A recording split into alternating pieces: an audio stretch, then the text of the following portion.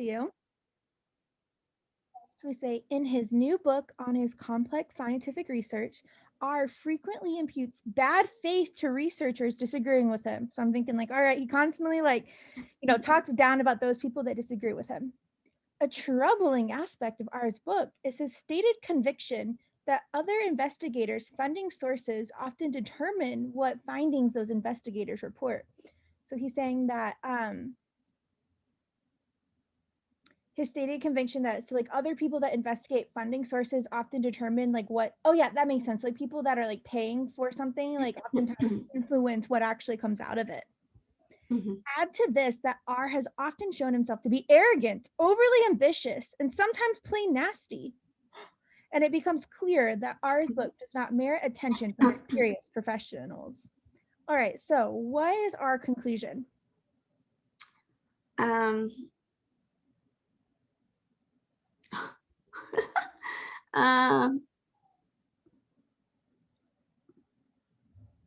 would say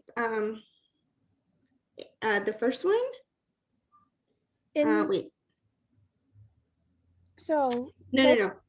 Okay. Oh, sorry.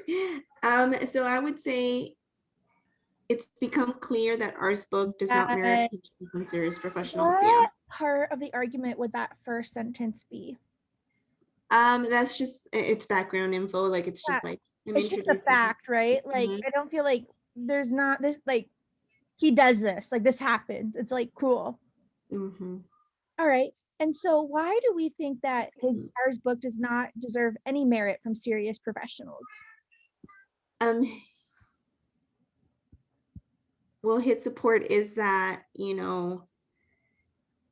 first he's saying like in R's book, according to him, the findings is because people who are paying for it, and he's also arrogant, overly ambitious, and just plain nasty. Yeah, so does that mean that his so because these are his characteristic, that he does not deserve any merit for what his book says?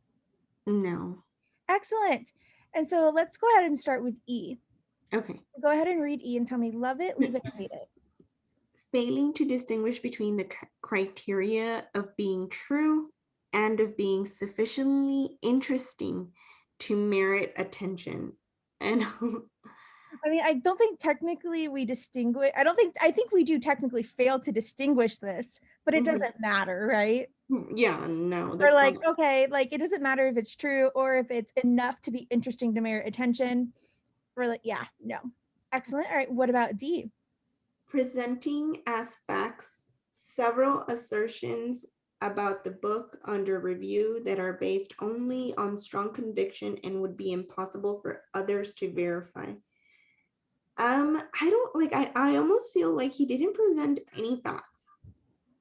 We're not, I agree. And it's not our issue with our conclusion that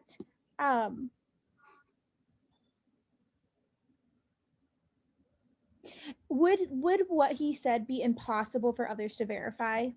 No, absolutely. If he did say this in his book, we could verify this. Or if he does show these traits, we could verify that. Right. Okay. What about C? Dismissing a scientific theory by giving a biased account of it. No. Excellent. And then B, taking it for granted that an investigator is unlikely to report findings that are contrary to interests of those funding the investigation. So I feel like that is happening, right? But assume that an investigator is unlikely to report findings. Yeah. But that's not that's just I don't know. To me, it was almost that's the problem with our conclusion. No, that's not the gap between our reasoning. Honestly, whatever these investigators are doing, honestly, has nothing to do with our conclusion. Right. Who cares? Excellent. All right. And then what about A? Using an attack on the character of the writer of the book as evidence that this person is not competent on matters of scientific substance. Do we do that? Yeah. Yes. Is that a problem? Yes, absolutely. How confident were you on this answer?